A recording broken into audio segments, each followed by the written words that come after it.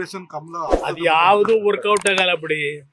ಯಾವ ಆಪರೇಷನ್ ಕಮಲ, ಆ ಕಮಲ ಅಲ್ಲ ಪಾಪ ಅವ್ರದ್ದೇನಿಲ್ಲ. ಇಲ್ಲಿ ಆಪರೇಷನ್ ಹಸ್ತದಾನೆ. JDS ನ ಮುಗಿಸ್ಲೇಬೇಕು ಅಂತ ಹೇಳಿ 12 ಜನ ಕರ್ಕೊಂಬನ್ನಿ, 13 ಜನ ಕರ್ಕೊಂಬನ್ನಿ ಅಂತ ಹೇಳಿ ನಡೀತಾ ಇರೋದು ನನಗೂ ಗೊತ್ತಿದೆ.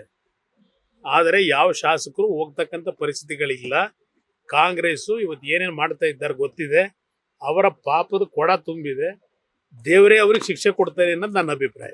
ಸಂಕ್ರಾಂತಿ ನಂತರ ರಾಜ್ಯ ರಾಜಕೀಯ ಕ್ರಾಂತಿ ಆಗುತ್ತೆ ಸರ್. ನಾನು ಕ್ರಾಂತಿ ವಾಂತಿ ಬಗ್ಗೆ ಹೇಳಲ್ಲ. ಈಗಾಗಲೇ ಎಲ್ಲ ನೋಡಾಗಿದೆ.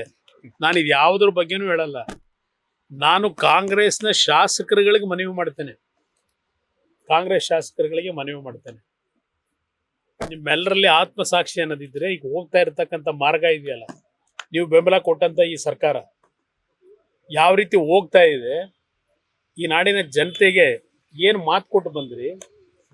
ನಿಮ್ ಗ್ಯಾರಂಟಿ ಕೊಡೋದು ಬೇರೆ, ಯಾರು ಬೇಕಾದ್ರೂ ಕೊಡಬಹುದು. ಈಗೇನು ಇಡೀ ದೇಶದಲ್ಲಿ ಕಾಂಪಿಟೇಷನ್ ನಡೀತಾ ಇಲ್ವಾ ಗ್ಯಾರಂಟಿ ಪ್ರೋಗ್ರಾಮ್ಗೆ? ಫಸ್ಟ್ ಈ ದೇಶದಲ್ಲಿ ಇಂಟ್ರೊಡ್ಯೂಸ್ ಮಾಡಿದಂಥ ಗ್ಯಾರಂಟಿ ಪ್ರೋಗ್ರಾಮ್ ಹಿಮಾಚಲ್ ಪ್ರದೇಶ ಇವತ್ತು ಏನಾಗಿದೆ ನೆನ್ನೆಯಿಂದ ನೋಡ್ತಾ ಇದ್ದೀರಿ. ಅದರಿಂದ ನಾನು ಈ ಗ್ಯಾರಂಟಿಗಳ ಬಗ್ಗೆ ಚರ್ಚೆ ಮಾಡಲ್ಲ. ಸನ್ಮಾನ್ಯ ಶಾಸಕರುಗಳಿಗೆ, ಇವನ್ ಮಂತ್ರಿಗಳಿಗೂ ನಿಮ್ಮ ಆತ್ಮಕ್ಕೆ ನೀವು ಪ್ರಶ್ನೆ ಹಾಕೊಳ್ರಪ್ಪ, ಏನು ನಡೀತಾ ಇದೆ, ಈ ರಾಜ್ಯ ಎಲ್ಲಿಗೆ ತಗೊಂಡು ಹೋಗ್ತಾ ಇದ್ದೀವಿ, ಇದನ್ನ ಹೇಳಬಲ್ಲೆ. ಕಾಂಗ್ರೆಸ್ ಶಾಸಕ ನಿಮ್ ಶಾಸಕರನ್ನ ಟಚ್ ಮಾಡಿರೋ ಬಗ್ಗೆ ನಿಮ್ ಶಾಸಕರು ನಿಮ್ ಗಮನಕ್ಕೆ ತಂದಿದಾರ? ನನ್ನ ಜೊತೆ ಎಲ್ಲರೂ ಏನೇನು ನಡೀತಿದೆ ವಿಷಯಗಳನ್ನ ಪ್ರಸ್ತಾಪ ಮಾಡಿದ್ದಾರೆ.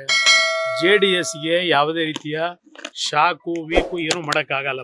ಲೇಟೆಸ್ಟ್ ಹಾಗೂ ಇಂಟ್ರೆಸ್ಟಿಂಗ್ ಸುದ್ದಿಗಳಿಗಾಗಿ ಬಾಸ್ ಟಿವಿ ಕನ್ನಡ ಚಾನೆಲ್ನ ಸಬ್ಸ್ಕ್ರೈಬ್ ಮಾಡಿ. ಹಾಗೆಯೇ ಬೆಲ್ ಐಕಾನ್ ಪ್ರೆಸ್ ಮಾಡಿ. ಇದರ ಜೊತೆಗೆ ಫೇಸ್ಬುಕ್, ಇನ್ಸ್ಟಾಗ್ರಾಮ್, ಎಕ್ಸ್ ನಲ್ಲೂ ಮಿಸ್ ಮಾಡದೆ ಫಾಲೋ ಮಾಡಿ.